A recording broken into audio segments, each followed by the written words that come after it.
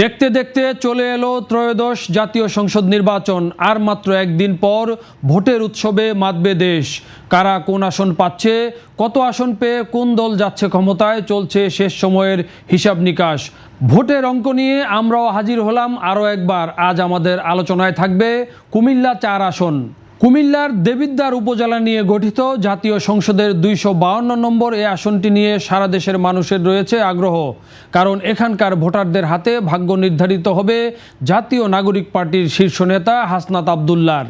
প্রথমবার নির্বাচন করেই তিনি কি সংসদে যাচ্ছেন নাকি নতুন চ্যালেঞ্জের মুখে পড়ে ফিরছেন হতাশ হয়ে, সেটি জানবো এই ভোটের অঙ্কে। তার আগে ১৯৯১, ১৯৯৬, ২০০১ এবং ২০০৮ সালে কুমিল্লা ৪ আসনের চালচিত্র কী ছিল সেটি জানবো। সবচেয়ে আপডেটেড ফিচার্স নিয়ে ১৪০টিরও বেশি দেশে কনকাফ্রেজ।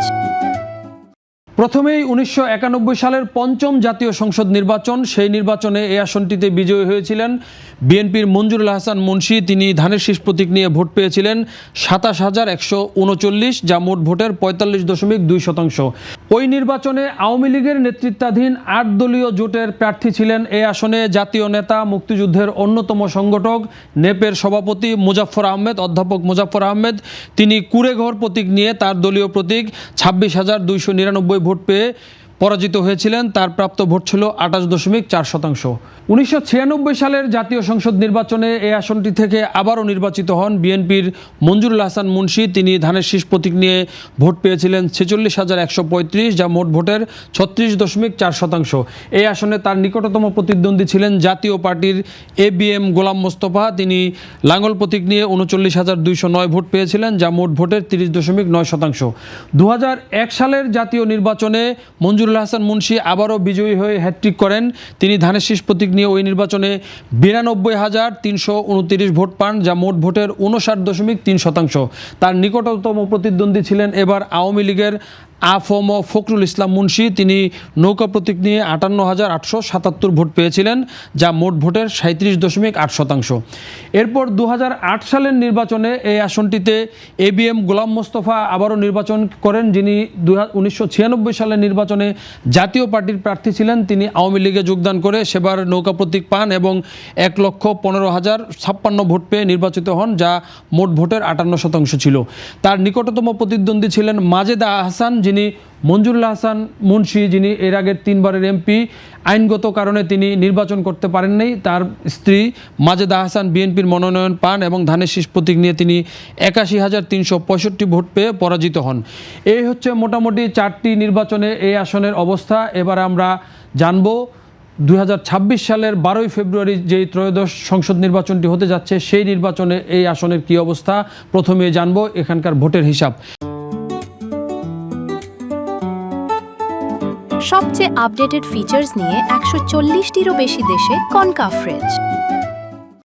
এই আসন অর্থাৎ কুমিল্লা ৪ আসনে এবার মোট ভোটার ৪,১০,৫৫৯। এর মধ্যে নারী ভোটার ১,৯৫,৩১৯, পুরুষ ভোটার ২,১৫,২৩৭ এবং হিজড়া ভোটার রয়েছেন ৩ জন। এই হচ্ছে এই আসনের মোটামুটি অবস্থা। এবারে দেখব এই আসনে হাসনাত আবদুল্লাহর সঙ্গে কারা প্রতিদ্বন্দ্বিতা করছেন এবং মাঠের অবস্থা কী।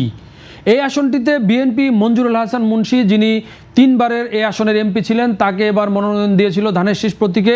প্রাথমিকভাবে রিটার্নিং কর্মকর্তার বাছাইয়ে তার প্রার্থিতা বৈধ হয়েছিল, কিন্তু এখানকার NCPর প্রার্থী হাসনাত আবদুল্লাহ তিনি নির্বাচন কমিশনে তার প্রার্থিতার বিরুদ্ধে আপিল করেন এবং ঋণ খেলাপির তথ্য গোপন করা হয়েছে এই অভিযোগ প্রমাণিত হয়। নির্বাচন কমিশন কিন্তু তার প্রার্থিতা বাতিল করে এবং পরবর্তীতে তিনি উচ্চ আদালতে রিট করেন এবং আদালতের সিদ্ধান্তও কিন্তু আগের নির্বাচন কমিশন যে সিদ্ধান্ত দিয়েছিল সেই সিদ্ধান্ত বহাল থাকে। এই কারণে বিএনপির ধানের শীষের প্রার্থী মঞ্জুরুল হাসান মুন্সী এবার নির্বাচন করতে পারছেন না। ফলে এই নির্বাচনে এই আসনটিতে বিএনপির কোনো প্রার্থী নেই। ফলে হাসনাত আবদুল্লাহর সঙ্গে আরও 4 জন প্রার্থী এখানে প্রতিদ্বন্দ্বিতা করছেন।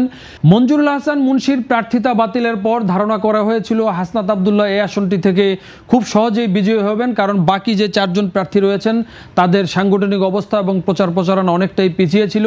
কিন্তু শেষ মুহূর্তে এসে বিএনপি তাদের জোটসঙ্গী ভিপি নূরের দল গণ অধিকার পরিষদের জসিমউদ্দিনকে এই আসনে সমর্থন দিয়েছেন। তিনি ট্রাক প্রতীক নিয়ে নির্বাচন করছেন এবং হাসনাত আবদুল্লাহ NCPর তিনি শাপলাকলি প্রতীক নিয়ে নির্বাচন করছেন। কেন্দ্রীয়ভাবে বিএনপির পক্ষ থেকে জসিমউদ্দিনকে সমর্থন জানানোর পর দেবিদ্বারের নেতাকর্মীরা কিন্তু ট্র্যাক মার্কার পক্ষে নেমে পড়েছেন এবং মঞ্জুরুল হাসান মুন্সি সহ সেখানকার গুরুত্বপূর্ণ নেতারা কিন্তু জসিমউদ্দিনের পক্ষে প্রচার চালাচ্ছেন এবং তাদের কর্মীদের নির্দেশনা দিয়েছেন ঘরে ঘরে গিয়ে তার পক্ষে প্রচার চালিয়ে জসিমউদ্দিনের জয় নিশ্চিত করার জন্য।